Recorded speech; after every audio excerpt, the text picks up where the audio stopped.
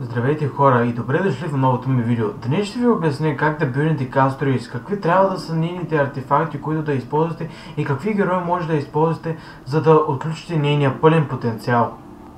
Да започнем с нейните лайткони, които може да използваме. Най-добрите избори за нея ще са Make Fearless More Beautiful, Steer Now Cry Less, но ако нямаме тези лайткони, може да използваме нещо като Victory in Blink или Reminiscence.